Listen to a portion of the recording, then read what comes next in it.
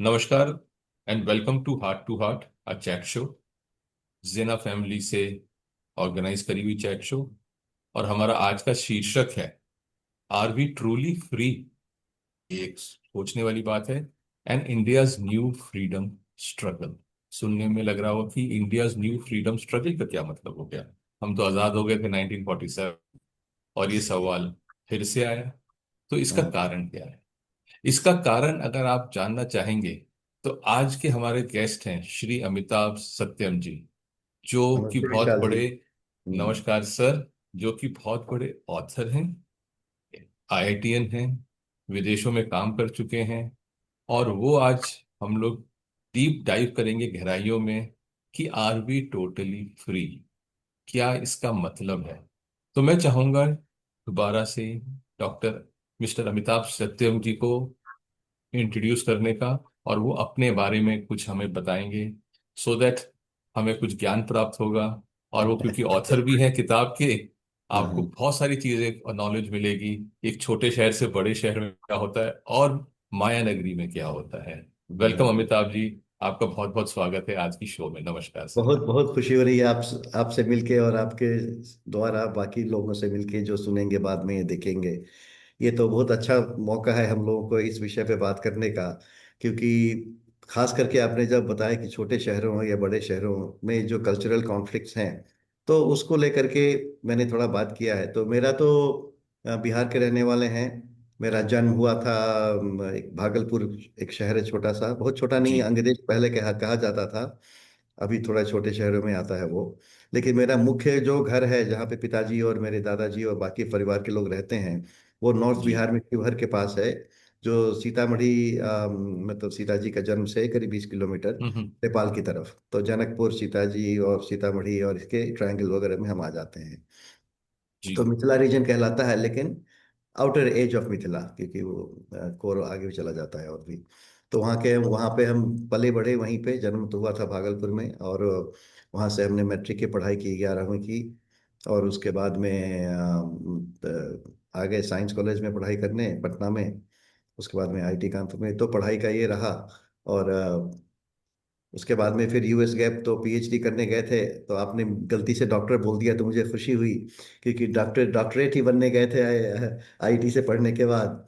लेकिन बहुत मन में द्वंद्व हुआ कि हमको नौकरी मिलने के लिए तो ज़रूरत है कि हम ऐसा सब्जेक्ट चुने जो भारत में आके नौकरी मिल सके। भारत तभी तभी नए नए अर्ली 90s में थोड़ा सा लिबरलाइजेशन की बात चलती थी, तो प्राइवेट सेक्टर आ रहा था। तो हमने कहा कि हम एमबीए कर लेते हैं। तो हमने 2 साल पीएचडी करने के बाद तीसरे साल में ट्रांजिशन फेज बना करके हमने एमबीए किया। तो इसलिए मेरा डॉक्टरेट का सपना रह गया। और नौकरी के कारण, क्योंकि वो नौकरी सबको चाहिए होती है, और हम लोग तो ऐसे परिवार से आते हैं जहाँ पे काम किए बना, और ऐसा तो हमारे पास वो नहीं है सुविधा। तो यही मेरा जीवन रहा है। 2000 मतलब 87 में गए थे यूएस, और फिर अरे 20 वाह। 20 2020 2001 में लौट के आए। बीच में 2-3 साल के लिए भी आए हुए थे, वो थोड़ा सा सिचुएशन था घर पे। तो वो ऐसा मेरा रहा है। काम हमारा हमेशा से रहा, मतलब साइंस में बहुत कम रहा, लेकिन बहुत फायदा हुआ इंजीनियरिंग साइंस पढ़ के। क्योंकि हमारा, अच्छा, मुझे लगा फ्रीज कर गया। तो मुझे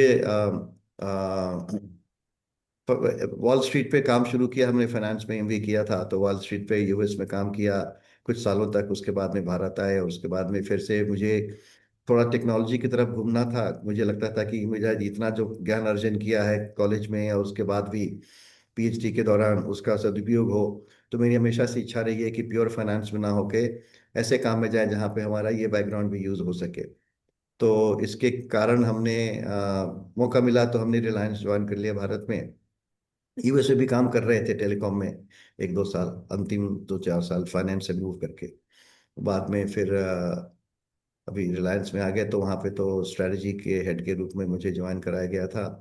और वहाँ तो स्ट्रेटजी करके मतलब ऐसा कुछ नहीं है, लेकिन हमने बहुत सारा बिजनेस प्लान बनाया। मेरे लिए वो सबसे अच्छा समय था। शारीरिक रूप से कष्टदायी था, क्योंकि हम लोग 18-20 घंटे काम करते थे और सातों दिन।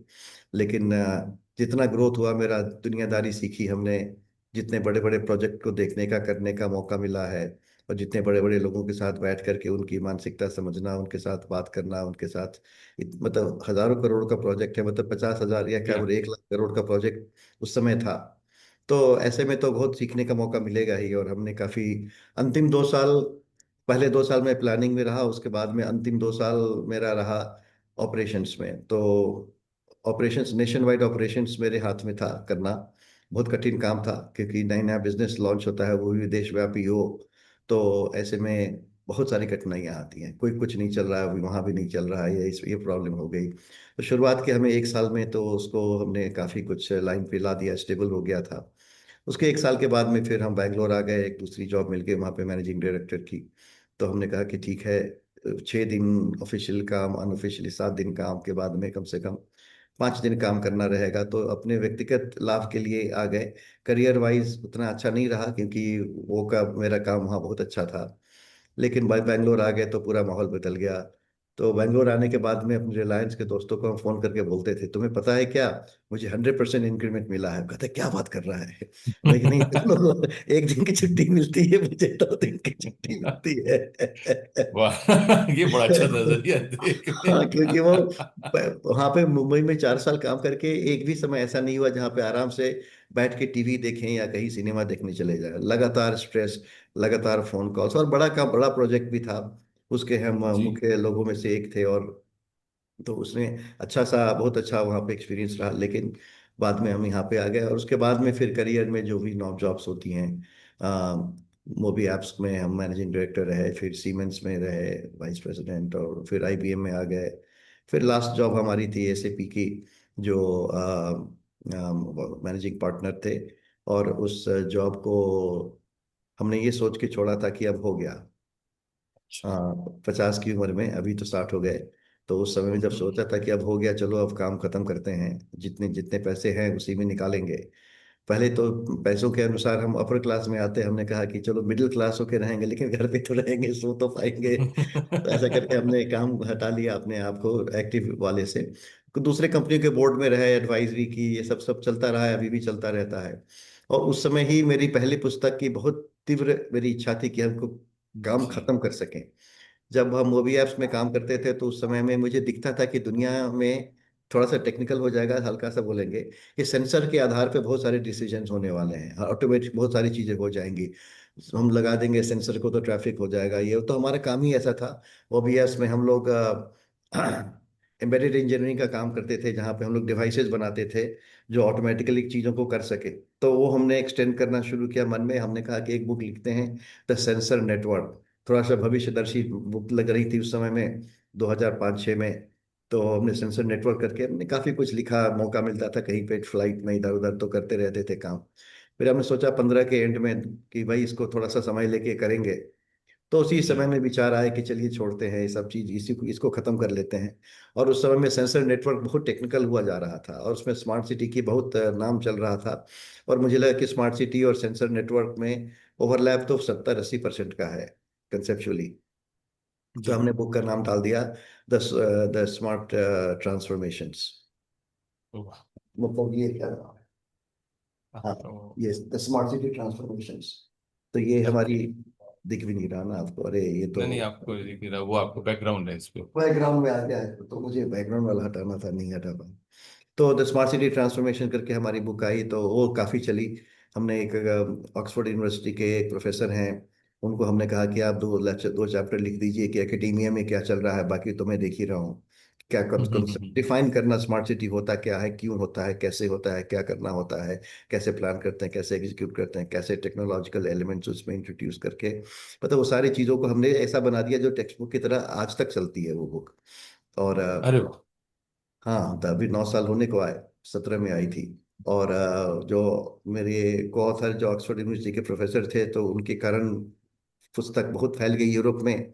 अभी भी यूरोप की बेस्ट सेलिंग बुक्स में है। उनका जो योगदान है वो एकेडमिकली स्मार्ट सिटी को कैसे इवॉल्व हो रहा है वो डाला है। बाकी हमने कॉन्सेप्ट हमने डाले हैं। तो मुझे बहुत खुशी होती है जब यूरोप वाले मुझे भेजते हैं मेल कि भाई ये वाला चैप्टर में क्या कहा तुमने, क्यों कहा, क्या करना है वगैरह। तो वो चल रहा है, वो अच्छा हुआ हमारे लिए। और बुक चली भी, उसके कारण मेरा नाम हो गया स्मार्ट सिटी के कारण, कि भाई स्मार्ट सिटी में एक्सपर्ट। तो उस समय में तो बहुत कम लोग थे। ब्लूम्सबरी बिल्कुल। की बुक थी, तो ब्लूम्सबरी ने भी पूरे देश विदेश में उसको फैला दिया। तो वो अच्छा रहा। 2-3 साल तक हम हजारों, मतलब हजारों नहीं, दर्जनों या सैकड़ों कॉन्फ्रेंसेज में जाना, यूनिवर्सिटीज में जाना, प्लानिंग लोगों के बीच में जाना, अर्बन प्लानिंग वाले लोग, सब तरह के लोग मुझे इनवाइट करते थे। मेरा उतना उसमें एक्सपर्टीज नहीं है, लेकिन स्मार्ट सिटी के कॉन्सेप्ट को लेकर के उनके साथ इंटीग्रेट कैसे करें। सिटी प्लानिंग में है तो स्मार्ट सिटी का कॉन्सेप्ट और सिटी प्लानिंग, तो मतलब इस तरह की चीज़ों में मेरा काफ़ी समय जा रहा था। उस समय दूसरी कंपनियों के डायरेक्टर भी थे बोर्ड में। और कोविड के बाद में ये थोड़ा कम हो गया।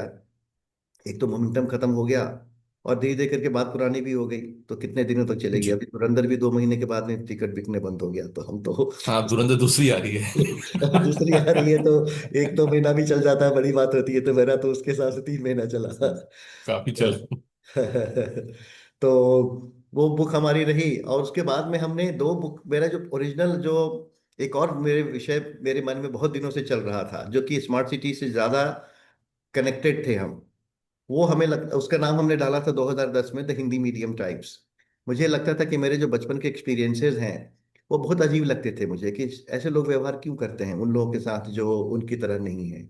ये विदेश कर भारत में है कि अगर देखेंगे किसी और को, दूसरा व्यक्ति अगर गरीब भी ना भी हो, फिर भी अगर वो भारतीय कपड़ों में है, भारतीय खाना, तो हम लोग को जो थोड़े से हाई फाई या विदेश, मतलब हम लोग जैसे लोग जो कि थोड़ा पढ़े लिखे हैं तो अंग्रेजी बोल सकते हैं, या फिर पैसा और की बात नहीं है यहाँ पे, एक मानसिकता की बात कर रहे हैं हम अपने आप को ऊपर समझने लगते हैं।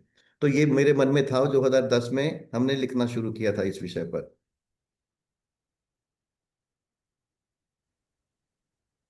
जी सर। हाँ। ऊपर समझने लगते हैं सर। हाँ, तो उसके बाद में ये मेरी बुक पहले आ गई, क्योंकि मैंने सोचा कि नहीं, ये तो अभी like the flavour of the season करके था, तो हमने उसको पहले कर दिया।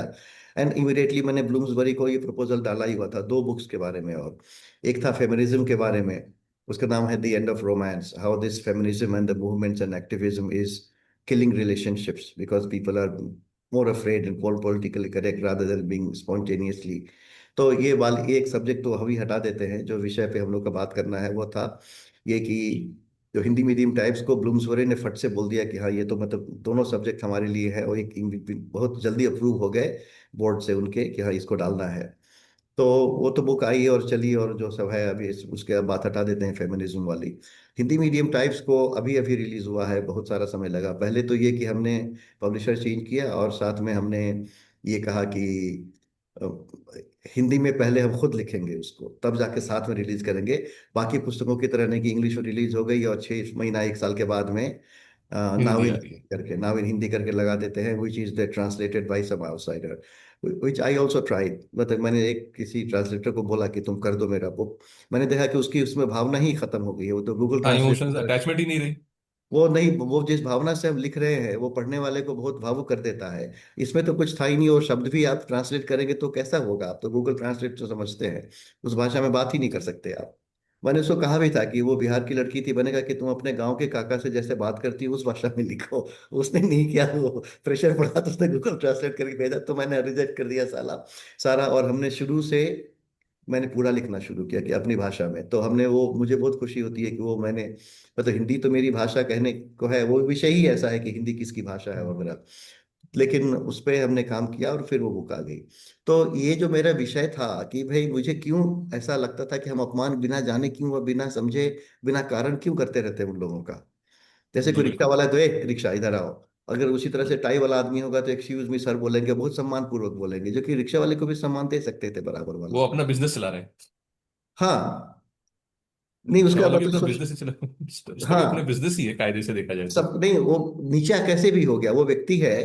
तो अब बात करो, हम्म। आपको पैसा जितना देना हो कि ठीक है, आपके पास में 5 करोड़ की संपत्ति बैंक में, उसके पास में 50,000 संपत्ति बैंक में होगी, ये 500 रुपए होंगे, लेकिन उसके कारण अपमान क्यों? तो अपमान करने के कारण पैसा नहीं है। तो ये मुझे बचपन के कुछ तो एक्सपीरियंसेस थे। एक में जब भी हम अपने गांव से पटना गए पढ़ाई करने, तो मुझे ये दिखने लग गया था कि जो हमारे स्कूल में, हमारे कॉलेज में, मतलब वो हम लोग कॉलेज ही कहते थे, but it's like equivalent to 11th and 12th।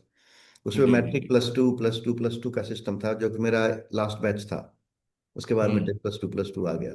तो 10+2 जो भी है, 10+2 सिस्टम आ हम्म। गया था। तो उस समय में मैट्रिकुलेशन के बाद में इंटरमीडिएट इन साइंस करके पढ़ाई होती थी, उसके बाद हम लोग कॉलेज जाते थे।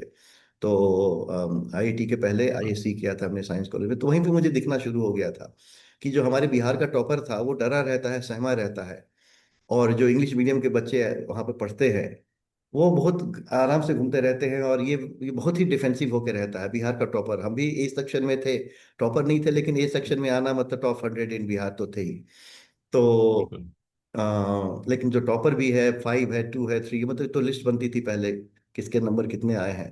वो मेरा अच्छा दोस्त ही बन गया, लेकिन मैंने देखा कि वो अपने आप को इतना डिफेंसिव, इतना थोड़ा झुक करके ही रहने वाला था, जो कि इंग्लिश मीडियम वाले के बहुत उनका शासन चलता था। वो कुछ भी करते थे, हम्म। हंसते थे, और हम लोग थोड़ा सा दबे दबे रहते थे, और कारण सिर्फ यही था कि उनके पास विदेशी भाषा की शक्ति थी, और विदेशी कल्चर की भी। वो बोलने का तरीका, वो गाने सुनना उधर के, ये सब मतलब अब जो पूरा कल्चर ही अलग है। तो मैंने मैंने मेरे मन में पता नहीं ऐसा आता था कि कपड़ों के आधार पे लोग क्यों डिस्क्रिमिनेट करते हैं। तो मेरे बिल्कुल पिताजी का सही। देहांत तभी तभी हुआ था, मेरी उम्र कुछ 13 वर्ष की थी, अभी हम 15 की बात कर रहे हैं। तो मेरे पास धोती हम्म। रहता था, जो हमने हमने पहना था उनको आग देने के समय में, जो पहनना पड़ता है 13 दिन, तो हम धोती मेरे पास थी।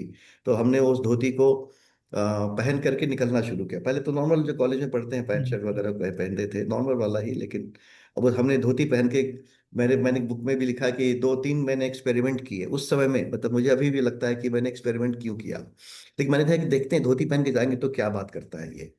तो एक मेरी मैगजीन की बुक थी जहाँ पे हम अक्सर जाते थे, और पन्ने पलटते रहते थे, उसमें से एक कुछ कभी ले लिया, वरना मोस्टली लेते भी नहीं थे। And the shopkeeper would be like fine, you just look at you and then he just go on with his life. और जब धोती पहन के गए तो घुसते ही देखा 1 सेकंड, फिर बोलता है क्या चाहिए तुमको, लेना तो लो, नहीं तो बाहर निकलो। तो अरे। हमको अपमान नहीं लगा, क्योंकि हमें पता था कि दैट वाज माय हाइपोथेसिस। अरे, एक्सपेरिमेंटेशन चल रहा था। I know, I'm quite shocked that, why was I doing all that? But I did. This is true. Hmm. And वो मैगजीन की दुकान अभी बंद हो गई है, अभी जाके देखते हैं कि तुम ही था। लेकिन उसका तो ग्रैंड चिल्ड्रन भी बूढ़ा हो गया होगा अभी। और हम्म। उसके बाद में मैंने दो तीन एक्सपेरिमेंट्स मैंने किए। एक तो धोती पहन के हम भागलपुर जा रहे थे माँ से मिलने के लिए, पटना से कुछ 8-10 घंटे की जर्नी थी। तो उसमें हम एक सीट पे बैठ चले गए, जो बाकी लोग भी बैठे हुए थे। 2 लड़के आए, थोड़े इंग्लिश बोलते हुए कहीं पे, और मतलब मुझे लगा कि मेडिकल स्टूडेंट है, समझ में तो आता ही था। वो आकर के अगल बगल देखा, और फिर मुझे को देख के बोलते हैं, सुन तुम वहां जाके बैठो। बहुत अधिकार से, बहुत अथॉरिटी से ही जस्ट ऑर्डर्ड मी कि तुम वहां जमीन को दिखा के बोला तुम वहां जाके बैठो। And I did. I said that's fine, that's what I kind of expected. And it work. I mean I could see कि उसके पास जो अथॉरिटी थी, पावर था, वो शायद साइंस कॉलेज में पढ़ भी नहीं पाया होगा जहाँ पे हम पढ़ रहे थे, वो किसी छोटे कॉलेज का ही होगा। लेकिन फिर भी हम ये नहीं कह रहे कि उसके कारण डिस्क्रिमिनेशन वाज नॉट, इसका कारण ये नहीं था कि हम किसी से मामले में उससे कम थे, क्योंकि दूर से कपड़ा देखने से लग रहा था कि हम शायद धोती पहनने वाले हैं, तो इनके ऊपर में शासन किया जा सकता है, अधिकार पूर्वक कहा जा सकता है, और वो मान लेगा। तो दिस इज द प्रेमिस, कि जो धोती वाला दिख गया उसके ऊपर में अपने आप ऊपर मान लेना। तो ये हमारे देश की मानसिकता का, और ये मेरा मेन फ्रेमवर्क है ऑफ थॉट, कि हम हर हमेशा ऐसे ही करते हैं। और ये ऐसा करके एक दो और एक्सपेरिमेंट हुए, और फिर करके तो वो चलता रहा। मैंने 3 ही किए मैंने, जो कि वो समझ में आ गया कि दिस इज एक्चुअली ट्रू, कि नो, कोई मेरे को नहीं पूछ रहा है कि तुम क्या करते हो, तुम कितने गरीब घर के हो, तुम कौन से कॉलेज में पढ़ते हो, सीधा देखा वैसे है तो बस हो गया। कपड़े देख करके उनको लगा कि ये तो इंडियन टाइप है। अगर हम पैंट शर्ट में जब रहते थे तो मैगजीन वाला हम इंडियन टाइप नहीं बोल के नॉर्मल कॉलेज स्टूडेंट मानता था। तो उसके लिए उसका तो बिजनेस है कि बर्बाद करेगा समय, तो हटा दिया, तो थोड़ा सा डिफेंडेबल है कि ठीक है, तुमको लगा देख करके कि ये क्या खरीदेगा मैगजीन। जो कि वो मैगजीन वाले से हम हर हफ्ते मैगजीन खरीदते थे एक। बिल्कुल। लेकिन फिर भी उसने ऐसा किया। और ऐसे करके हजारों चीजें मुझे दिखने लगी कि दुनिया में हर जगह पे हम लोग कितना ज्यादा पूरी तरह से हमारा कि ट्रेंड है। जो कि आपने भी लिखा है इसमें कि बताया था थोड़ी देर पहले कि we don't even know that there is a discrimination because we just accept it. जी बिल्कुल। तो और उसके कारण क्या है कि जो जैसे कि जो धोती वाला होगा पहले से ही अपोलोजेटिक और डिफेंसिव होगा। Doesn't matter how how how much how rich he is. मैंने ऐसे एग्जाम्पल सोचा है जो कि मतलब ऐसा किया नहीं है सच में, but it's a thought experiment, कि if you go to a village जहाँ पे एक आदमी है कुछ राम नारायण करके, वो इज रीजनेबली वेल्दी, लाइक 1 सवा लाख कमाता है 7 महीने का। और एक दूसरा लड़का है जो कॉलेज में पढ़ता है, दिल्ली से आया है पढ़ के, अभी कॉलेज में पढ़ करके वो 20-25 हज़ार की नौकरी कर रहा है, लेकिन पैंट शर्ट वगैरह पहन के घूमता है।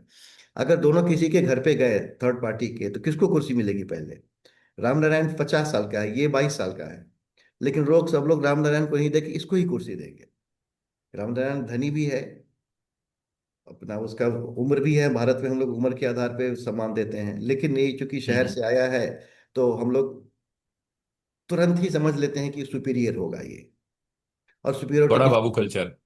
बड़ा बाबू कल्चर भी है, और सुपीरियोरिटी है उसमें, क्योंकि वो तो थोड़ा सा एक्सपोजर है ना उसका। और शहर और गांव के बीच में एक्सपोजर का क्या अंतर है? किस आधार पे हम कह सकते हैं कि शहर वाले ज्यादा सुपीरियर हैं?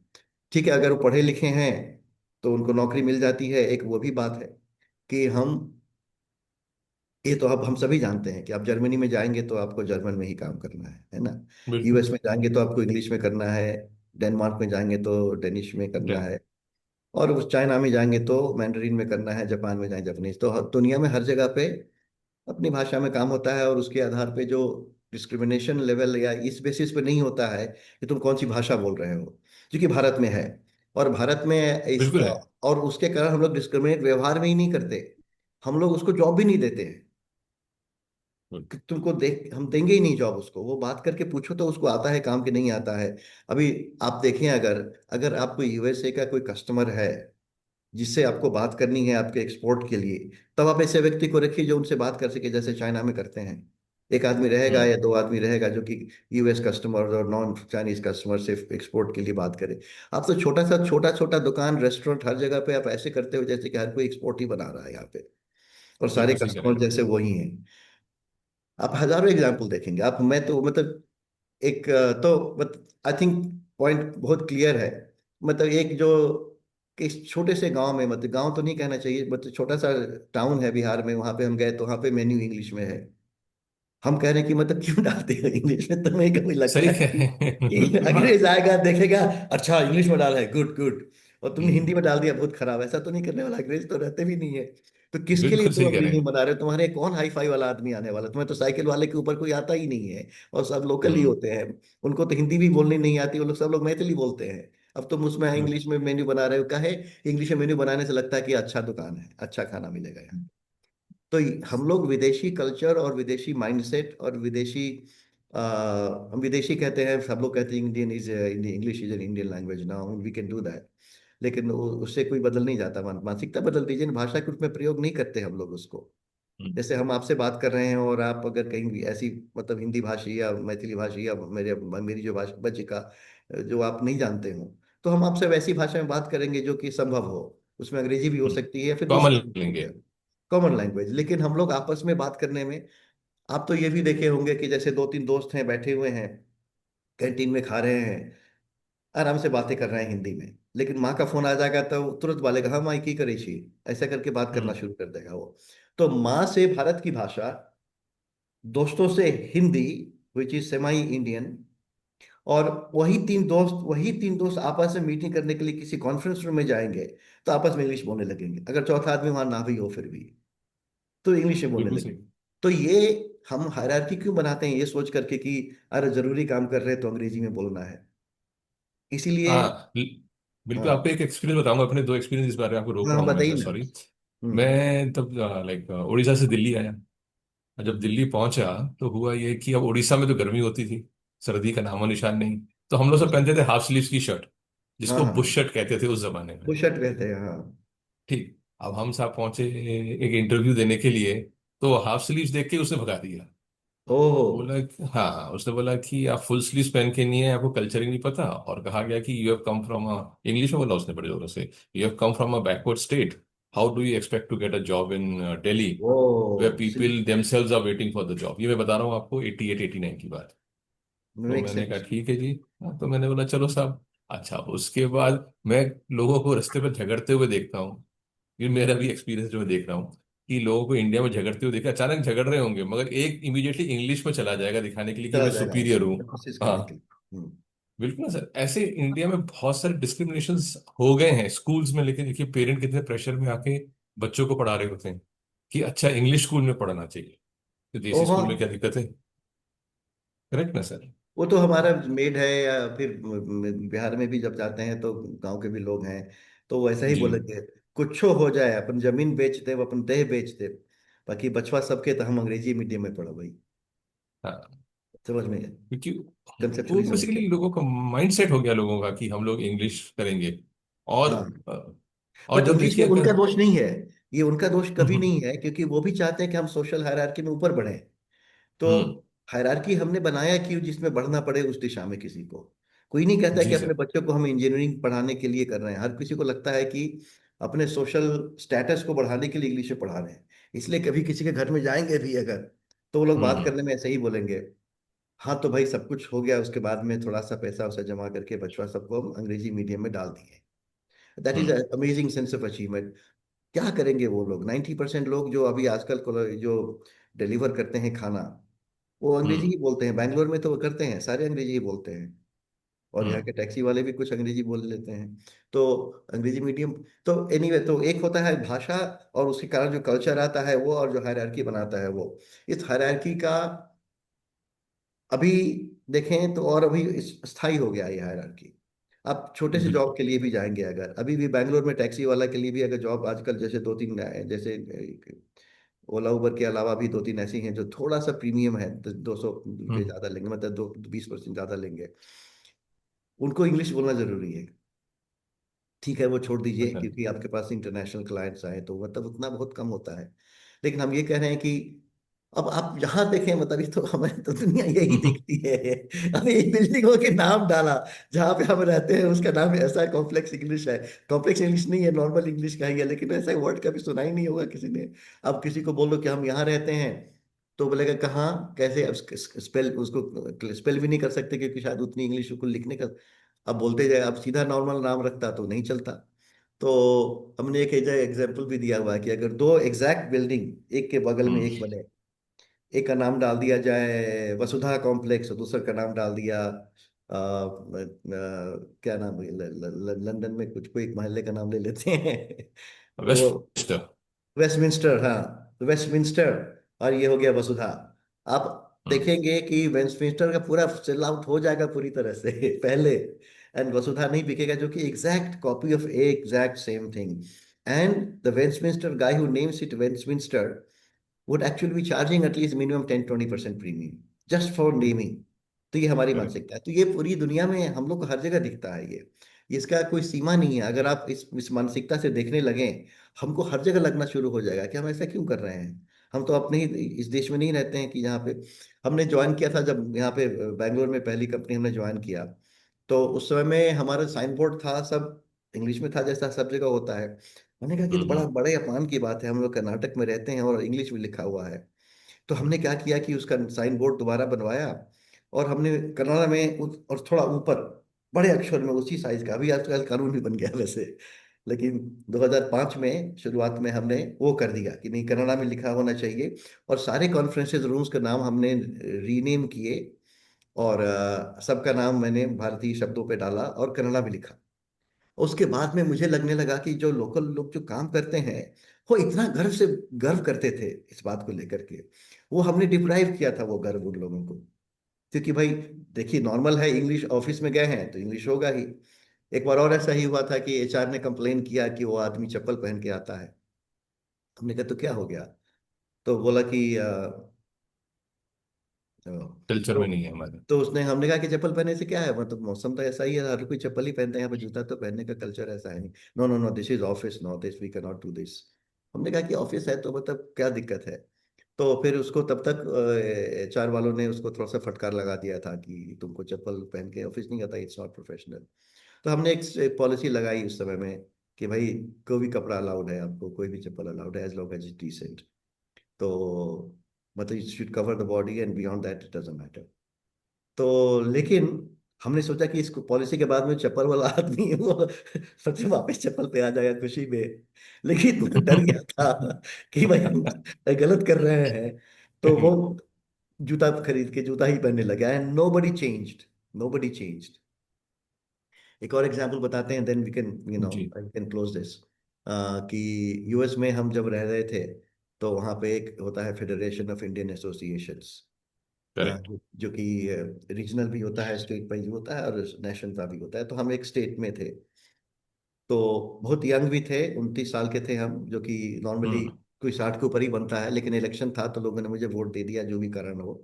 हम इलेक्शन में आ गए, तो हमने एक एक इवेंट शुरू किया, उसका नाम था इंडिया डे। तो इंडिया डे इवेंट में हमने कहा अपने कमेटी मेंबर्स को कि आप लोग सब लोग भारतीय कपड़े पहन के आइए। हम्म।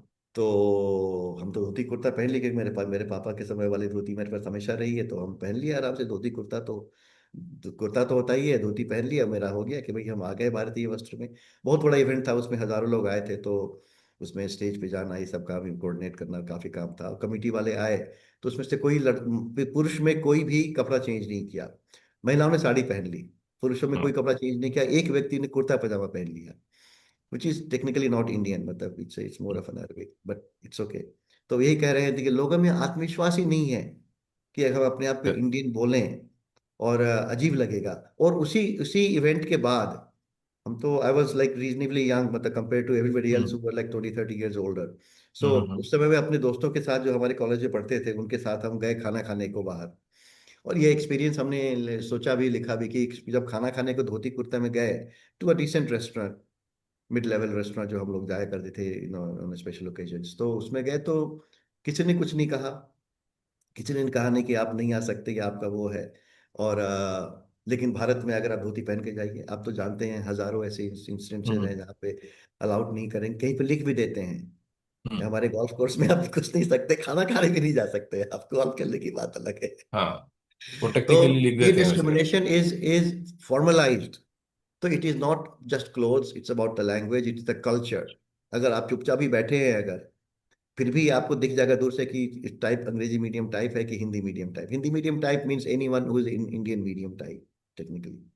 So that मैं is the struggle that I feel that we need to fight, and that's what I call freedom struggle, because we need to free ourselves from the mindset. Political freedom is one thing, but the mindset freedom is not there, and since independence, that has continuously increasing. मुझे लगता है कि 1947 में 1000 में से एक व्यक्ति अंग्रेजी बोल पाता होगा, 1000 में से। और वो भी बिल्कुल। मतलब मुझे याद है कि अगर, मतलब गांव में तो कोई नहीं, तो अगर 60-70% तो ऐसे ही निकल गया। शहरों में भी 1000 में एक ही बोल पाता होगा। और कुछ लोग लिखना पढ़ना थोड़ा बहुत बोलते होंगे, देख के पढ़, बट बहुत कम, बहुत कम। उसके बाद में अभी वो 1000 में से एक का बदले में 1000 में अभी 50 या 100 आ गए हैं। हम्म। तो कम से कम लाख गुना increase in after independence, when we should be asserting ourselves and our own identity and respecting people who are not foreignized or hmm. converted to foreign mindset. So ये मेरा स्ट्रगल रहा है, और इसी विषय में मुझे लगा कि बात की सकती है। नहीं सर, आपने बेसिकली जो किताब लिखी बहुत बढ़िया लिखा, बिकॉज क्या है कि एक हिचक जिसको कहते हैं हम लोग, लोगों में हम्म। बहुत होती है।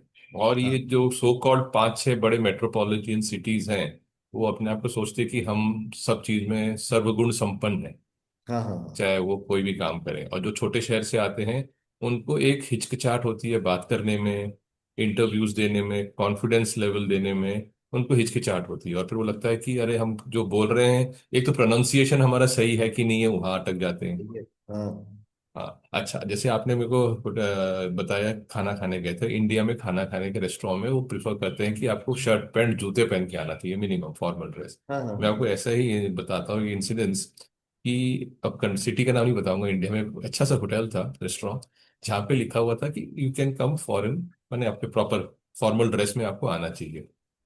अच्छा। तो सब जा रहे थे। इसका मतलब ये हुआ कि कोई भी बाकी भारतीय ड्रेस में नहीं आ रहा। हम्म। ठीक। अच्छा, उसी टाइम पे क्योंकि मेरा एक फ्रेंड अरब की दुबई में था, तो अरब मेरे फ्रेंड थे, तो वो तंदूरा पहन के आ गया। हाँ हाँ अब उसको देखते के साथ ही तो वो लोग ऐसे आ गए जैसे मधुमक्खी का छत्ता हो। हाँ हाँ। हाँ, अब वो देखिए वो अपनी ट्रेडिशनल ड्रेस पहन के आए, और वहां पे तो हर जगह पे वो ट्रेडिशनल ड्रेस पहन के ही घूमते हैं, उनको ऐसे कभी ही आप है। पैंट शर्ट में नहीं देखेंगे, चाहे वो हाँ गवर्नमेंट हाँ ऑफिस हो चाहे कहीं पे भी हो।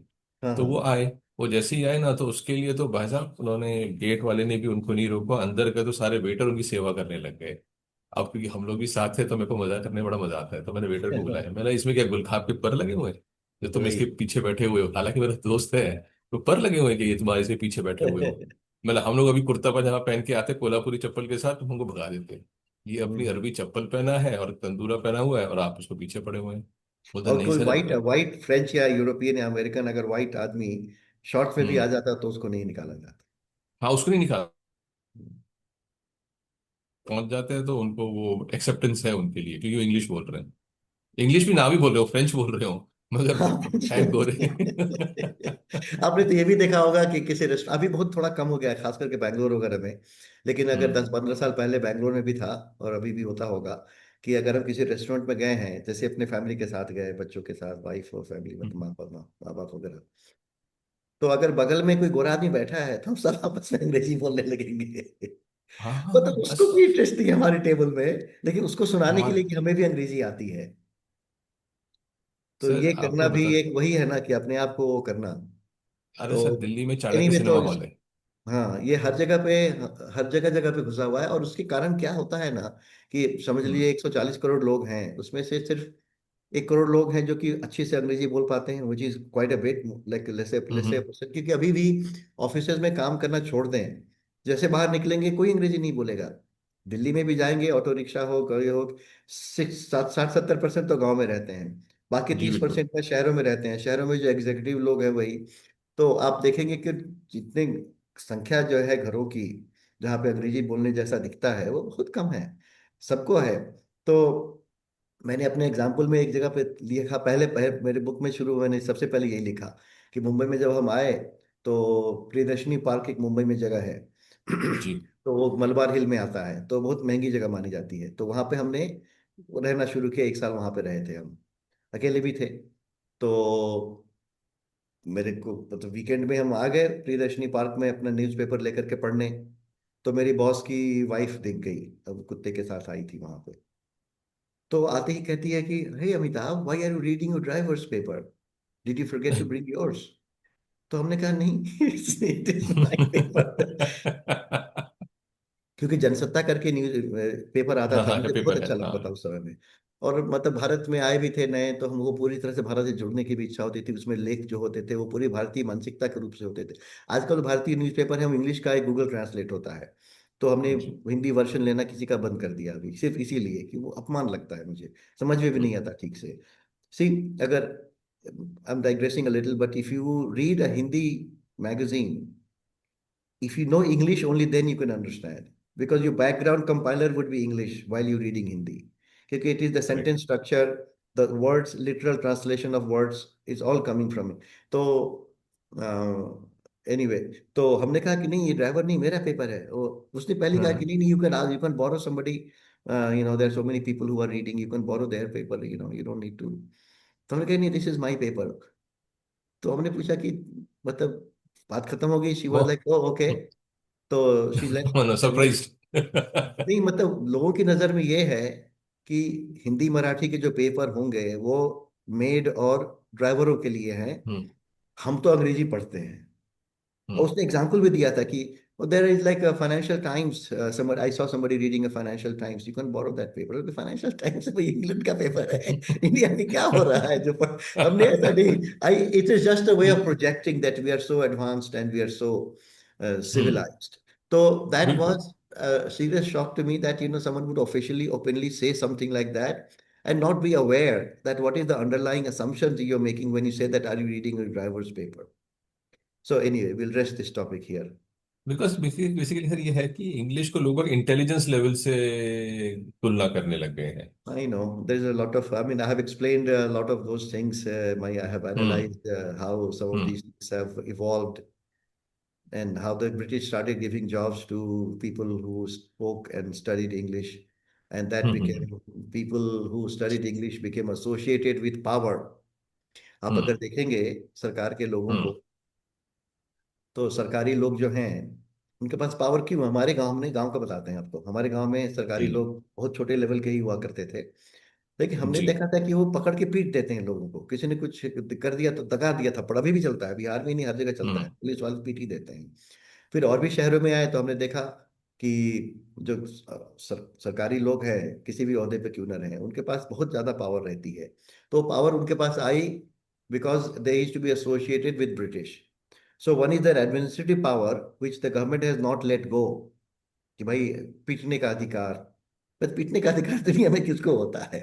लेकिन कोई सरकारी आदमी आपको लगा देगा दो थप्पड़, आप कितने भी उम्र के हो, कितने भी वो न क्यों हो। अगर हम्म। आप वैसे देखेंगे, खासकर इंडियन दिखेंगे तो हिंदी मीडियम टाइप दिखेंगे तो, नहीं तो इंग्लिश मीडियम को शायद ना भी माने, लेकिन जनता को हम्म। मारते रहते हैं वो पावर एसोसिएशन से आया है ब्रिटिशों के।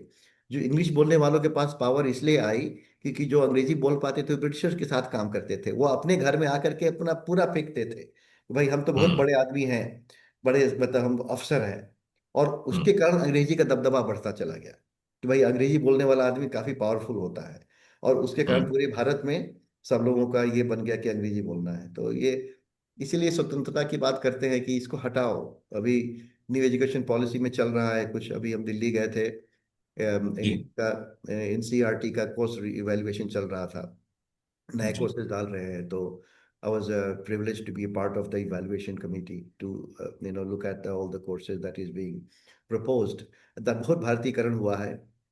तो हम्म। ऐसे तो उदाहरण देने जाएंगे तो हमारा 5-6 घंटा निकल जाएगा, तो अभी हम उदाहरण ज़्यादा नहीं देते हैं। लेकिन तो मेरे दिमाग में दिन भर घूमता रहता है, आप कुछ भी पूछेंगे तो मैं निकाल दूंगा वो वाला एंगल। उसमें ये चेंजेस आएंगे। वो चेंजेस हमारे बच्चों को आगे चल के कैसे, माने इंटरनेशनल लेवल पे कैसे उनको स्टैंड करेगा, क्योंकि पेरेंट्स तो फिर कहेंगे एनसीईआरटी है तो एनसीईआरटी छोड़ के वो ओ लेवल और उस लेवल स्कूल में चले जाएंगे। ये कैसे होगा उस। नहीं नहीं, भाषा की बात कहाँ हो रही है यहाँ पे तो एक टॉपिक किसकी बात हो रही थी अभी? हाँ टॉपिक्स, हाँ तो हाँ, टॉपिक्स में फिर। इंग्लिश मीडियम स्कूल है, इंग्लिश में वही सारे टॉपिक्स पढ़ाएंगे बाहर। देखिए, हमको एक और एग्जांपल देते हैं, हम बहुत सारे एग्जांपल दे रहे हैं। हम जब कॉलेज में पढ़ते थे हम्म। आईटी कानपुर में, तो मेरे एक प्रोफेसर थे, न्यूक्लियर फिजिक्स पढ़ा रहे थे, हमारा 4th ईयर 5th ईयर का कोर्स था, सीनियर लेवल का। तो न्यूक्लियर हम्म। फिजिक्स का स्पेशल कोर्स था, मतलब एक कोर्स था। तो उसमें जब वो आए प्रोफेसर, तो उन्होंने हम्म। कहना शुरू किया कि the first time atoms and molecules were conceptualized by Maharshi Panini. Or and so that is set the foundation for understanding that matter is made of the smallest possible molecules, and that's what we call अणु and परमाणु वगैरह। so ये उन्होंने कह दिया। हम लोग जो क्लास में थे, हम्म।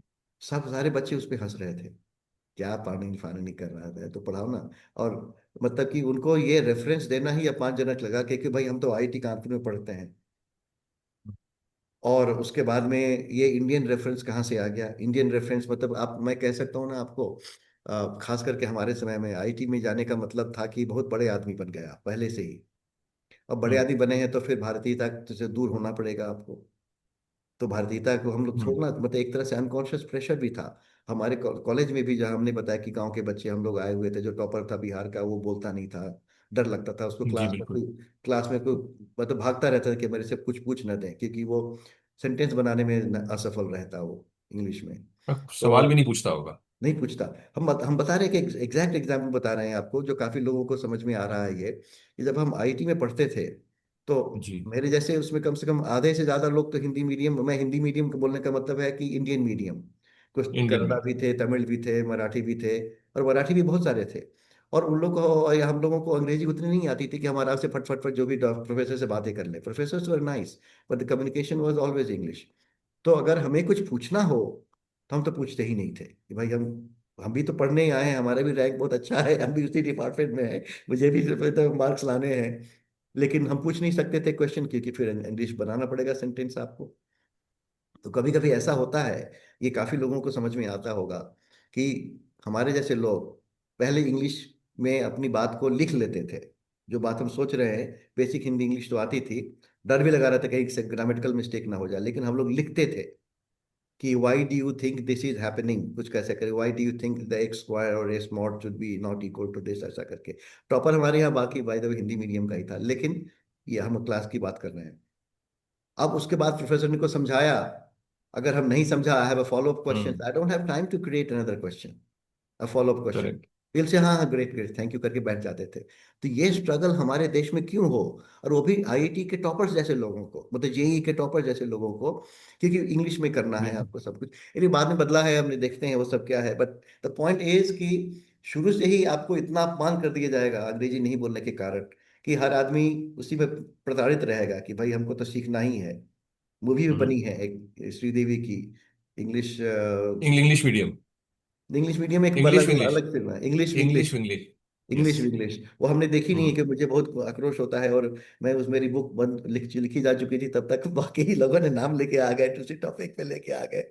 बट उस मूवी में the climax is she Devi has learn speaking English and therefore she has won. That is hmm. not a good story to tell. कि finally correct. she has practiced English. The story should be like she is speaking fluent Tamil and she is hmm. ruling the world. तो correct. वो नहीं करके English सिखा दिया उसको। अब movies में भी देखेंगे अगर, तो शहर से गांव से एक आदमी आ गया है, उसको गंवार है, तो उसको गाना चल रहा है एबीसीडी छोड़ो, एबीसीडी पढ़ा रही है लड़े मानवी हम्म। धर्मेंद्र को। अब गांव से आया है तो उसको मतलब हम्म। पढ़ने में एबीसीडी पढ़ना है क्या? और दूसरे मूवीज में आएगा कि भाई कांटा चम्मच से खिलाना सिखा रहे हैं उसको, थैंक यू और हम्म। सॉरी बोलना सिखा रहे हैं। मतलब यही शहरीकरण है क्या? शहर से क्या लेना देना इन चीजों का? वो तो खाना जगह भात साफ सांभर भात खा रहे हैं, तो आप कांटा चम्मच से कैसे खाओगे? बेसिकली हम लोगों की सोशल मीडिया ने भी बड़ा इफेक्ट डाला है इसमें। देखो, आप चाहे मूवीज देख लीजिए, स्कूल में बच्चे लोग जो हिंदी पिक्चर देख रहे हैं आज, वो सब इंग्लिश मूवीज का नाम लेंगे। हिंदी मूवी का नाम बहुत ही कम लेंगे, और हिंदी मूवी का एकदम। नाम लिया तो हम्म। आपको बोलेंगे भाई साहब आप क्या देख रहे हो। नहीं नहीं, मुझे ठीक पता है। है। हाँ। एब्सोल्युटली। वो गाने भी, ये भी, वो भी, अभी तो मतलब हिंदी खत्म हो चुका है, और हिंदी से मुझे कोई विशेष प्रेम नहीं है। लेकिन अगर आप जहाँ के रहने वाले हो, उस वहाँ के लगन उस जगह से भाषा। लोगों से कल्चर से प्रेम करो। आप काम के लिए अंग्रेजी बोलो, आपको अच्छा लगता है तो अंग्रेजी। लेकिन मजेदार बात यह है कि अंग्रेजी गाने को अप्रिशिएट करने के लिए you have to have grown in that culture. You correct. need to have imbibed and see language of music जो है, it is an extension of the culture. You correct. grow up eating दाल भात, you हम्म। माता पिता बोल रहे हैं मैथिली में या बजिका में या हिंदी में बोल रहे हैं, और आप अंग्रेजी मीडियम स्कूल में जा करके अंग्रेजी गाना सुन रहे हो ऐसे ऐसे करके, तो हम्म। इसका मतलब कि you are imposing that on you. You are forcing hmm. yourself to appreciate something that is not in you, because correct. you cannot choose. It's not your fault. This is, you have to grow up in the environment. तभी correct. तो है कि बचपन में थे तो वो गाना चलता था, बड़े हो गए तो अरे वो गाना गाना रिलीज हुआ है, पूरा चल रहा है। जैसे अंग्रेजी गाने हम भी जब सुनना शुरू किए तो हम यूएस में रह रहे थे, और धीरे धीरे करके हम्म। It grew on me. और then because I was part of the bigger culture where people are listening, they are sharing, they are telling others, they are buying, तो सुनते सुनते सुनते आदत पड़ गई। अब एक आयत तुम लेके लेके आ जाओ कोई गाना को, बोला कि मैं जो पसंद आता है, मुझे ये सिंगर पसंद है, तो 4 10 20 नाम रटना पड़ता है कि उसके गाने अच्छे लगते हैं। तो यही ना है ना, आप सोचिए कितना प्रेशर चलता है। हमारे जो ब्रेन का कंपाइलर है, it is an overhead of 30 to 50% thinking बिल्कुल। About how do I behave so I don't look like stupid Indian. Correct. ये बेसिकली एक वर्ड अब मेन इंपॉर्टेंट है, that should not look like what I am, I want हाँ to be हाँ like हाँ, that. Because you are ashamed comparison. of your identity. Yes. Comparison और उसके बाद हमारे को बहुत सिखा दिया गया बचपन से कि देखो, तुमने इंग्लिश बच्चे से, अगर आप छोटे बच्चे को भी देखिए तो घर वाले कहेंगे जैक एंड जिल सुला के सुनाओ। हाँ हाँ हाँ इंग्लिश। हाँ।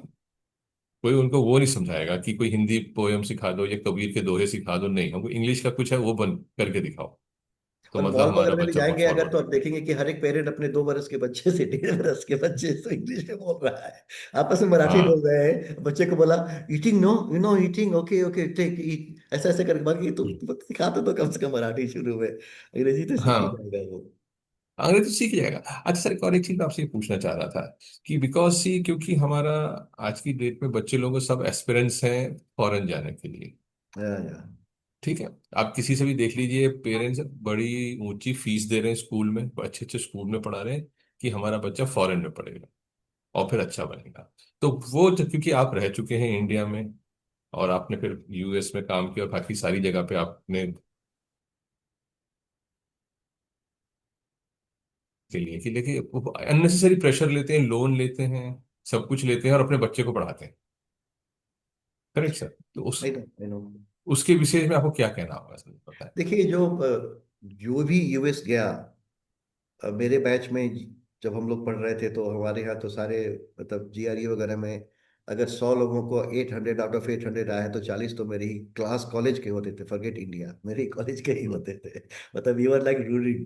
तो we will all go into the top universities. आप सोच के देखिए मानसिकता अभी में, हम भी गए थे और बहुत सारे लोग जाते हैं, और हमें सोचना भी नहीं लगता कि हम कर रहे हैं वो गलत कर रहे हैं, क्या होगा कैसे होगा। तो थोड़ा उम्र बढ़ी तो लगा कि नहीं, परिवार भी है हमारा। लेकिन अभी भी अगर कोई भी बच्चा विदेश पढ़ने जाता है, आप ये सोच के जाइए कि उसमें पढ़ाई में कोई इच्छा नहीं है उसकी। कोई इच्छा नहीं है पढ़ाई करने की जिसके लिए वो जा रहा है, कि उच्च शिक्षा के लिए विदेश के पढ़ने, कोई उच्च शिक्षा वहाँ नहीं है।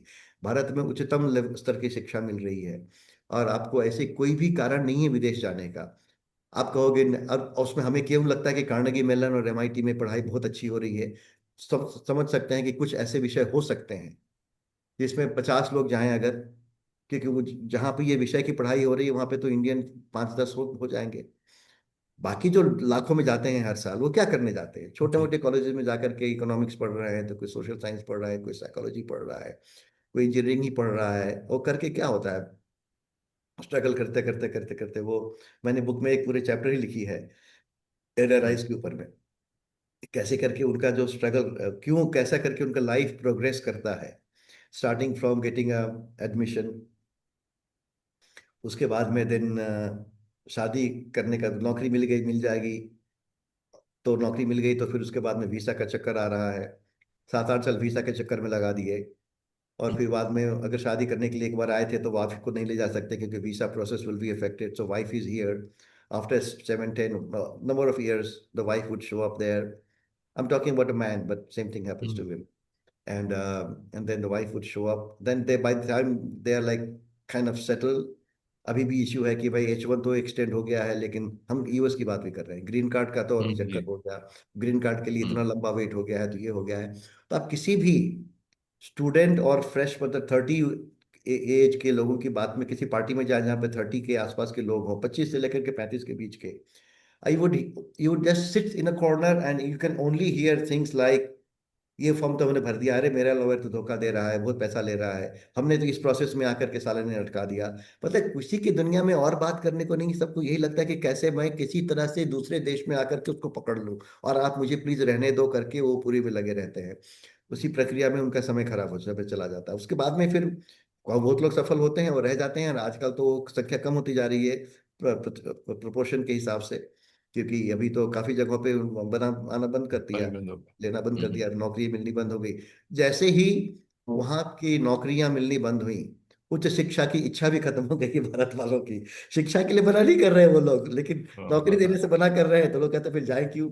इसका सीधा प्रमाण है कि लोग जाते थे पढ़ाई करने के लिए नहीं, कुछ बच्चे धनी बच्चे जाते हैं कि पार्टी करेंगे, अमेरिका में घूमेंगे, लेकिन नौकरी के लिए ही जाते हैं, और नौकरी इसलिए करते हैं ताकि हम बच सकें। तो कोई भी कहता है कि हम बच्चों को विदेश भेज रहे हैं, उसको जान जाना चाहिए कि वो जो एयरपोर्ट पे छोड़ने गया है, ठीक, that would be the last time the parents would see his child as hmm. Like our child. उसके बाद में ही become a foreigner, foreign visitor. हफ्ते भर के वो आएगा, लोगों को क्रिटिसाइज करेगा, मतलब हम ऐसे सब सब नहीं करते होंगे शायद, but this is very typical attitude. हमारे जैसे हम्म। समय के लोग भी करते हैं, आजकल भी करते हैं। आ जाएंगे कहेंगे it's so dirty, no I mean, oh I can't drink this water because you know, ऐसा मतलब हम्म। ऐसा सब चलेगा कि every moment of the conversation is so focused on projecting their superiority. It is irritating. और उसमें correct. हमें कभी भी लगा नहीं कि अब आजकल तो मुझे लगता है कि तू क्या देख कहाँ खाना खाता होगा, तुम्हें मैं ले चलता हम्म। हूँ, चलते फिरते हाफ पैंट पहन के घूम के आते हैं। बैंगलोर में तो, Bangalore is the, I think the headquarter of the coolest restaurants, I mean the most amazing correct. Restaurant in the world. अभी यूएस गए थे 2 महीने को, अभी 1 साल हुए। हम सोच रहे हैं कि यार ये ऐसे ऐसे, मेरे दोस्त लोग मुझे ले जा रहे हैं अच्छी जगह पे खाना खिलाने, special dinner to welcome Amitabh, ऐसे ऐसे करके जा रहे हैं हम, कि स्पेशल डिनर तुम ऐसी जगह पे हम नॉर्मली भी नहीं आते। I mean we go to much nicer places to go, we go to much nicer hmm. Places for hmm. Experience the ambience, the service and the food. But then you know, तो अभी तो कोई नहीं कह सकता। तो मेरे पास एक अलग थ्योरी अलग है कि यूएस वर्सेस इंडिया में देखो तो सड़क की गंदगी और सरकारी एलिमेंट हटा दो अगर, तो प्राइवेट एलिमेंट में तो we are way better. Hospital, airports, hotels, restaurants, work places, safety. We are far exceeded the US and Europe. Europe तो बहुत पीछे है अभी यूएस से भी। और हम्म। मतलब कितनी सारे, कम से कम 200 शहर तो घूमे होंगे, मतलब भारत का छोड़ दे तो 100, 200, 100, 150 शहर तो देखा ही होगा इधर ही, यूएस में, यूरोप में, साउथ साउथ अमेरिका हो या एशिया में। हम तो देखते हैं कि बैंगलोर से कंपेयर करें तो मुझे तो बहुत मजा आता है कि यार मैं तो वहां रह रहा हूँ जहाँ पे ये ऐसा सब कुछ है। हाँ, हम लोग का ऑनलाइन पेमेंट सिस्टम, ये सिस्टम इतना आसान है क्योंकि उन लोगों को पता ही नहीं। अरे मतलब वो तो शॉक्ड हो जाएंगे वो लोग अगर पता चला कि हम लोग, अरे धनिया कम हो गया क्या, अच्छा रुको टिक, और धनिया आ गया 7-8 मिनट में। हाँ, ब्लिंक। अभी यूएस गए थे तो मेरे फ्रेंड ने कहा कि हम बाहर से खाना ऑर्डर कर रहे हैं, तो हमने कि अच्छा ठीक है ना, तो कोई अच्छी बात है बनाओ। बाहर से ऑर्डर हम्म। खाना खाने में क्या हुआ, oh it's about time, I think we need to go pick it up. I said फिर बाहर से क्या खाना मंगा रहे हो फिर। तो हाँ। I decided, I said, okay, go, I'll go and drive. And I went and picked it up. But then that is no fun when you just have to go and hmm, pick up. And it is still, there is a drive of 15-20 minutes round trip minimum. तो हाँ हाँ there is not like a Zomato जैसा system है नहीं, उनके पास door dash वगैरह है, but I think the charges are so high that nobody uses them. हाँ, बिल्कुल। बेसिकली हम लोग के यहाँ जो सुविधा बहुत हो गई है इंडिया में, जो टेक्नोलॉजी, जो सेवीनेस है वो इंडिया में बहुत ज्यादा है बनिस्बत विदेशों से। बहुत ज्यादा, बहुत अब ही आप ज्यादा, मतलब जाइए। कि ऐसा भी नहीं कि जैसे कि 80s में हम जब यूएस गए तो हमारे यहाँ पे पूरे घर में एक बल्ब था जो जलता नहीं था क्योंकि बिजली आती नहीं थी। तो बल्ब लगा करेक्ट। रखा हुआ था कि अगर आ गई बिजली तो बहुत नाम हो गया, अगर आज बिजली आई हुई है। And seriously, and I am not about my village, I am talking about the place my mother lived, because she was a teacher. तो उनके हम्म घर पे बिजली नहीं रहेगी, होती ही नहीं थी, हम लोग हमेशा अंधेरे में काम करने की आदत थी, गांव में तो ऐसे भी नहीं होता था, हम लोग लालटेन में ही सारा जीवन बीता। लेकिन यूएस में गए तो बिजली कट ही नहीं रही, माइक्रोवेव चल रहा है, सबके घर में फ्रिज है, गाड़ियां हैं सबके पास। तो that was the class difference. Difference. And then I could imagine or even justify that, oh, you're going from a really bad place to a really amazing place. But hmm. अभी तो उल्टा है ना। अभी करेक्ट कह रहे हैं seriously, आप। मतलब बैंगलोर में रहते हैं तो अच्छा बोलना खराब लगता है कि बैंगलोर को हर कोई गाली ही देता रहता है, जो कि गाली योग्य है भी, क्योंकि सरकार वाला पार्ट जो है वो, मतलब रोड और सुविधाएं और ये सब सरकार हाँ, वाला ट्रैफिक है। बहुत है। हाँ, ट्रैफिक जैम बहुत है बैंगलोर में। ट्रैफिक जाम बहुत है और सरकार की तरफ से लगता ही नहीं कि कोई देख भी रहा है। अब हो रहा है तो हम्म हो रहा है, लगे रहो, मतलब कुछ नहीं करते, मतलब सोच लीजिए कि ना तो पुलिस है ना एडमिनिस्ट्रेशन है, कुछ नहीं है, मतलब ऐसी दुनिया चल रही है। लोग बहुत अच्छे हैं। अगर और हम्म। दूसरा शहर अगर यूएस होता तो कम से कम 10 लोग मरते रोज। यहाँ के लोग बहुत अच्छे हैं, ऑलमोस्ट झगड़ा भी नहीं होता, मतलब कितना भी कुछ कर रहे हो, उल्टी सब तरफ से आ रहे अपने हो है और ना। You forcing that guy to yield to you, the guy would yield because we are nice people. बिल्कुल सही कह रहे But हैं। other than if the moment you reach somewhere, like I said, a hospital, a hotel, or a restaurant, or an office, what else is there? Airports. Airport. I mean, Bangalore we का are airport बहुत so सुंदर है। far ahead in terms of it's. It feels absolutely delighted to be there. Hmm And I have a habit of eating out. I learned in the US, and I still keep doing it. And then I keep doing more and more. So I have not kept a limit on me कि कितना खर्चे के ऊपर नहीं करना, कि जितना लगता है लगने दो. If I calculated, it doesn't come out to be that much when it comes to total cost of living. So I would do, I cannot do that in the US. US में तो मतलब anyway, तो I'm not criticizing US, so this is not our topic. But compared to hmm. anywhere else in the world, the quality of life in India, and it is not because of maids. Everybody will say, अरे तुम्हारे यहाँ तो maids होती है ना। हम ये कहते हैं कि मेड्स तो तुम्हारे यहाँ भी होती हैं, ये तुम कमाते नहीं हो इतना कि तुम पे कर सको उसको। बिल्कुल मेड्स वहाँ पे होती सही हैं, कहा। वहाँ पे हर बहुत काफी लोगों के घर में मेड्स हैं। कुछ लोग के घर में तो 24 आवर वाली भी है, कुछ लोग के घर में 2 घंटे वाली भी है, कुछ लोग के हफ्ते में 2 घंटे वाली है, तो लोग अगर रखते ही हैं लोगों को। हम हमारे यहाँ पे रोज वाले हैं या फिर फुल टाइम वाले हैं, तो because I can afford it, you can hmm. Afford it. तो बेसिकली यही है, हम लोगों के यहाँ जो कल्चरल, जो पहले डिफरेंस था, अब वो नहीं रहा। अब हम लोग ज्यादा सुपीरियर हो गए। अगर कल्चर देखा जाए, कल्चर तो हमारा अच्छा था, मगर the way office automations have taken place, the way things have moved around, apps के या ले लीजिए, कुछ भी ले लीजिए, we are a better place. पर ये स्टिल अभी वो लगा हुआ है कि अभी हम लोग अभी तक इंडियन को फ्री करना है अपनी लैंग्वेज से। जिस दिन वो हो जाएगा, हाँ, उस दिन लोग। नहीं लैंग्वेज कल्चर ये तो है ही। अगर आप देखें तो भारत का नाम बहुत बढ़ता जा रहा है तेजी से, जी और हर बिल्कुल। जगह पे हम लोग का पहले जो हम, अरे हमें इतना एग्जाम्पल देते हैं, एक और दे देते हैं। हम 91 में जब हम ये वही प्रेसिडेंट थे, तो I was Kinley watching Indian politics, because वहाँ पे तो एक न्यूज़पेपर आता था इंडिया अब्रॉड करके, वो 2 हफ्ते में एक बार आता था, तो उसके अलावा कोई साधन नहीं था न्यूज़ का। ना तो टीवी में आता था ना लोकल न्यूज़पेपर्स में आता था। तो कोई तरीका नहीं था जानने का, इंटरनेट तो ऑब्वियसली नहीं था। तो उसके बाद में पता चला कि नरसिंह राव आ रहे हैं भारत, वो इंडिया अब्रॉड के पेपर में निकला, इन इन दिनों तक रहेंगे, that was a short news.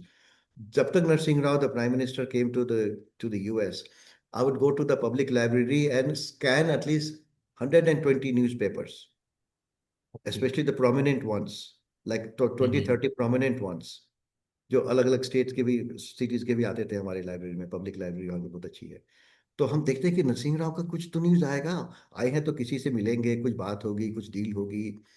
कभी कुछ नहीं आया, हम दम तड़पते रहते थे। हम इन ऑफिस, तब तो नहीं, कॉलेज ही था शायद, हम जाते थे जल्दी छोड़ करके सब कुछ कि भाई देख के आए कुछ तो हुआ क्या। I mean you would be curious right, कि भाई हम्म हमारे हम्म प्राइम हम्म, मिनिस्टर आए हुए हैं। देखे तो कोई कहीं भी कोई कवरेज नहीं है कि prime minister has Indian prime minister is visiting and discussing this. I'm sure he met with the president also, but it was not newsworthy. उसके बाद में 5वें दिन उनके रहने में, बॉस्टन में थे वो, पता नहीं क्या हुआ, और उनके रूम से कोई सामान चोरी हो गया, तो उसका न्यूज आया था, वो भी बॉस्टन ग्लोब में। और वो भी 5th 6th पेज पे, इतना बड़ा, मतलब छोटा सा 10 लाइन का न्यूज। द इंडियन बताइए। विजिटिंग इंडियन प्राइम मिनिस्टर के रूम रोज का से ड्रॉप। सामान चोरी हो गई। हमने कहा that is not the news I am looking for. So that was 91 और 92, कुड बी 92 93 ऑल्सो। जी उसके जी जी। बाद में 99 में हम ऐसे गाड़ी चला रहे थे, अपने ऑफ काम से लौट रहे थे 99 में। तो एक एनपीआर करके वहाँ पे होता है, नेशनल पब्लिक रेडियो, वहाँ पे मतलब वो लोग मतलब सेमाई सरकारी है वो। तो हम उसको सुनते हैं क्योंकि उनका एनालिसिस बहुत अच्छा होता है। जैसे मैंने ऑन किया, मुझे अटल जी की हिंदी में बात करती हुई का भाषण आ गया। हमने कहा कि हम्म वो, मतलब एक तो हम्म भाषण अटल जी का आ गया रेडियो पे, और वो भी हाँ। हिंदी में, क्योंकि उसमें बम ब्लास्ट किया था, तो we had become relevant for the hmm west. So when he visited and as we were trying to plead with the US कि भाई डोंट पनिश अस और समथिंग, भाई मतलब हम लोग ऐसे हम्म थे ही। तो इसके लिए उन्होंने जो भाषण दिया था हिंदी में, वो शुरुआत की हिंदी में, और बाद में हल्का सा वो उसको कम करके फिर इंग्लिश में बोलने लग गया, लेकिन उन्होंने उनका भाषण हिंदी में ही था। So that gave me huge jump from 92 to 99, एक 7 years huge. Correct. And now we know.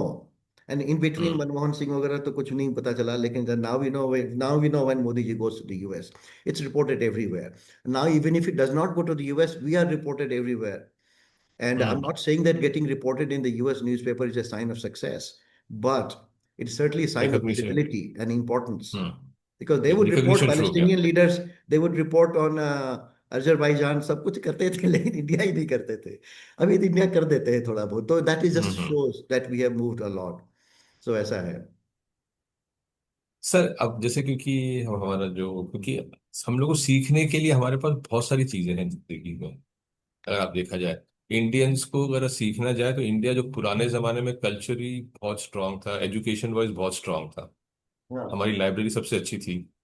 हाँ ठीक है ना। और अब हाँ। जो आप देखेंगे, अब इंडिया दोबारा से कल्चर से फिर स्ट्रांगनेस आ रही है धीरे धीरे, क्योंकि हम लोग हम्म। इंडियंस जो अब्रॉड रहते हैं वो इंडिया आके इंडियंस को इंडियन समझाते हैं, अगर आई आप नो, देखें तो। I know.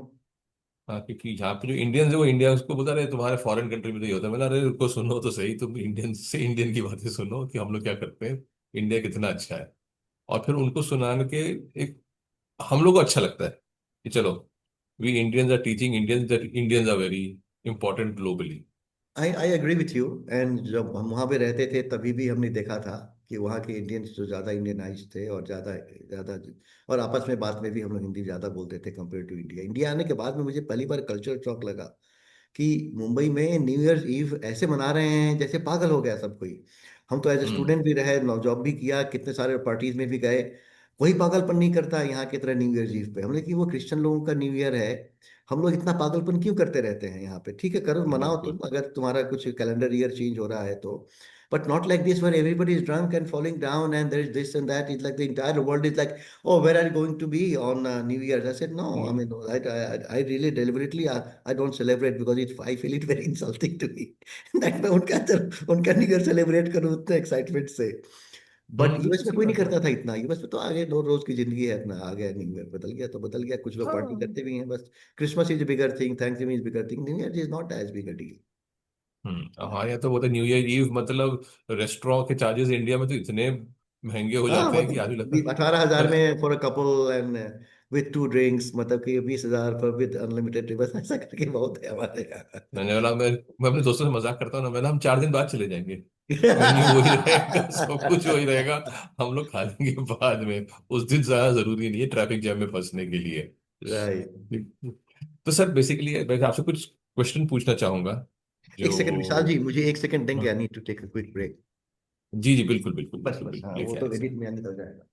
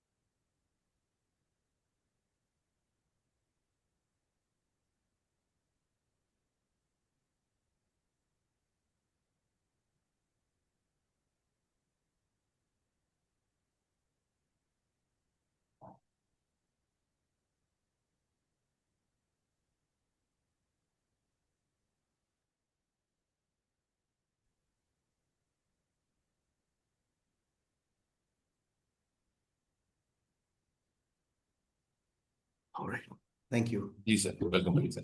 तो बेसिकली सर, बिकॉज हम लोग का जेना, हम लोग की चैट शो में एक हमारा एक सेगमेंट है रैपिड फायर क्वेश्चंस का, ओह नाइस। जिसको आपको आंसर देना होगा। सो मैं आपसे कुछ रैपिड फायर 10 सवाल पूछूंगा before we wrap it up. तो आपको मुझे आंसर देके बताना है। क्वेश्चन ओके, इंग्लिश में होंगे sir.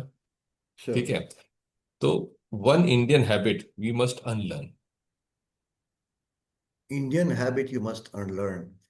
The biggest Indian habit is obviously feeling defensive and apologetic. That is the only thing that I would like to unlearn. I don't think there's anything else that we need to unlearn as a culture. People do attribute saying that, okay, well, oh, you are always late, etc. That is just a drama. That's not true at all. Most Indians are on time on most formal meetings. Only for parties we are late. But I What don't see anything that is to be unlearnable. I think it is all great. I mean, we all evolve as an ecosystem, so everything is in place. So it's great. one Western idea that we follow blindly? One Western idea. हाँ, ये copy blindly बोल लीजिए या follow blindly बोल लीजिए। Ha, ha, ha, ha, ha. Oh, this is a hard one. We follow blindly everything.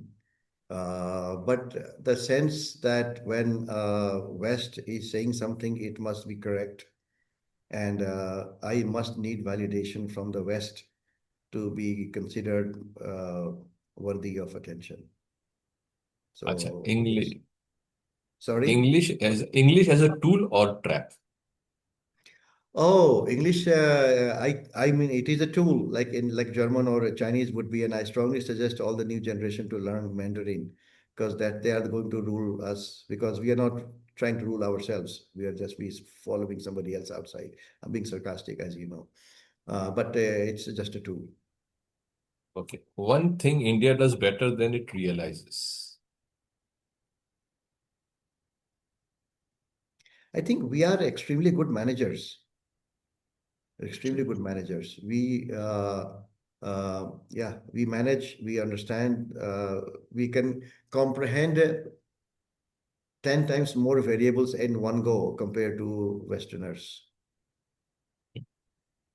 So just for one thing example, which, just one हाँ हाँ, second, बताए for a बताए बताए। decision making, you need to incorporate so many things. A hmm typical Indian would simply say, ऐसा करो, हाँ ठीक है, ये कर लेंगे हम लोग. And I've seen very decisive managers, and I am also like one of them. When I decide hmm based on limited information, but you have multiple variables. I've seen Westerners freeze. Very typically, not hmm, everybody, but most likely they would freeze. Indian would find a way. हाँ, हम जुगाड़ निकाल लेते हैं। जुगाड़ is a जुगाड़. I yes, but जुगाड़ is not a negative word. जहाँ पे manage करें या हाँ, कैसे भी नहीं. We actually solve problems. We are problem solvers. Yeah, very nice sir. right. One thing we still underestimate about ourselves? Oh, we underestimate everything about ourselves. Our own, I mean, that's knowledge also. I mean, if I'm extremely knowledgeable, and if you pick a typical Indian, like for me, I don't. I feel very powerful in front of an American because I know that I'm better. And this is just a general mindset. I'm not saying it's to be taken. very seriously. But most Indians would start feeling freezing कि वो बोल रहा है तो ठीक ही होगा. I will be like, I don't think I would be as good. So that's again cultural thing. What else do we underestimate?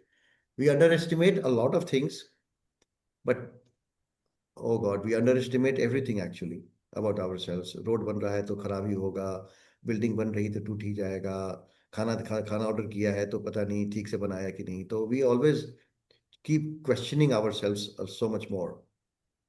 We have to learn a lot, develop a lot internally, हमें बहुत अपने आप को develop करना I है. guess so. I guess so. Yeah. Education needs more percentage.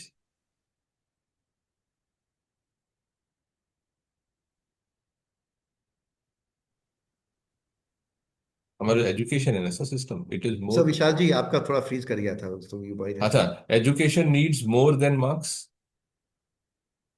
Education and marks. So the marks concept came from the British when they would just give jobs to anyone who got higher marks because they didn't have any other way of judging you or picking you.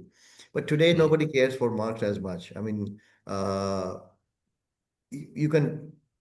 It's based on performance. So the maybe first entry you might have to get some marks to be able to get the interviews. But today success is not at all based on marks or even the college you go to.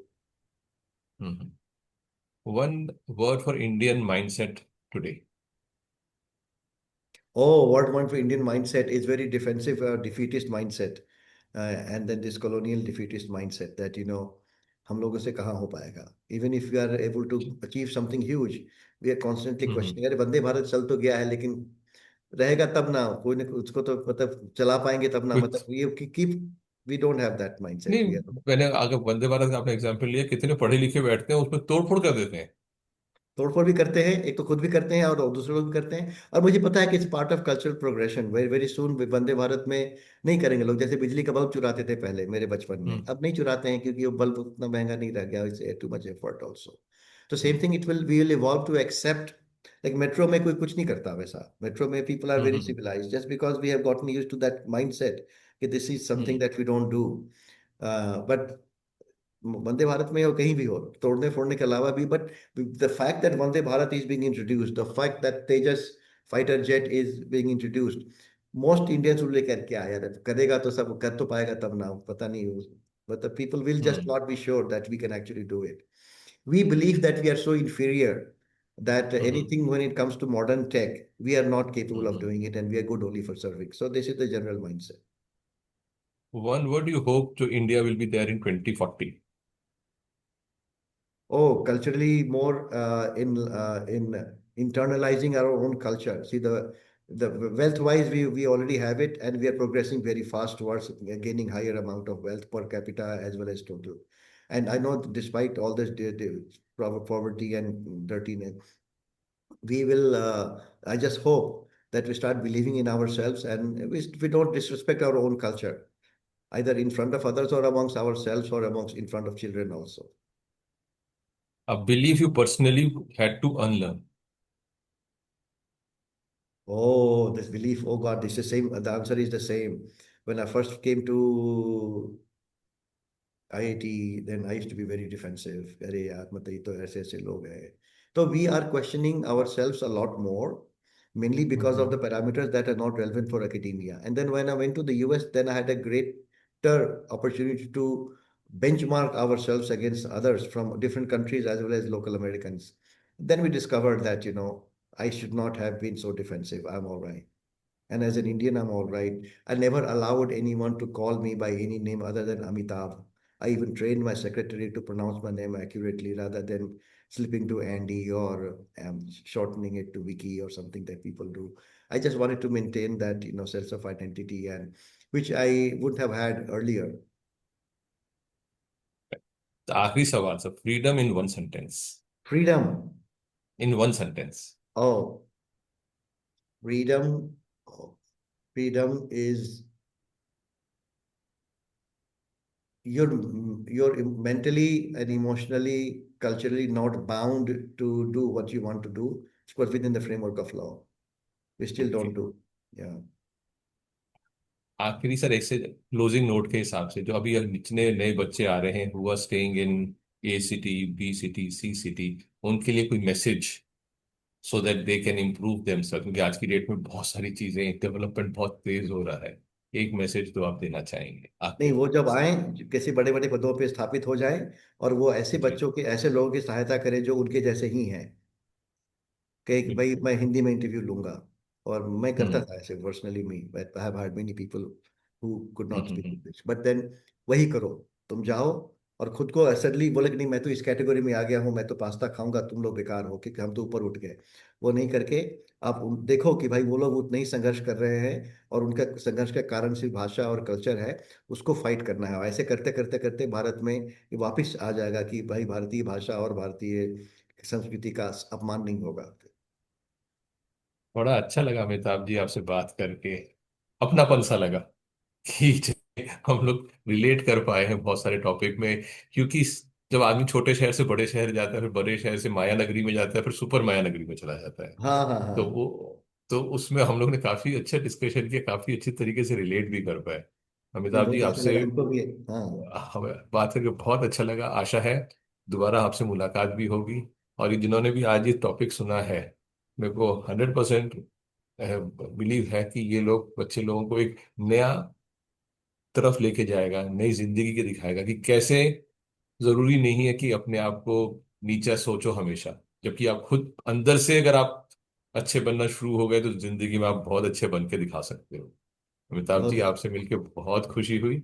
आशा है दोबारा मुलाकात होगी आपसे, तब तक के लिए नमस्कार होती सर। रहेगी विशाल जी, बहुत अच्छा लगा आपसे बात बहुत। करके भी। ऐसे विषयों के बारे में अक्सर कोई बात करना करता नहीं है, तो बात करके, और हमने इसके ऊपर एक बुक लिख दी है, तो इसके लिए भी बहुत खुशी हो रही है कि इस विषय पे बात कर पाए, जो कि पॉपुलर टॉपिक नहीं होता है।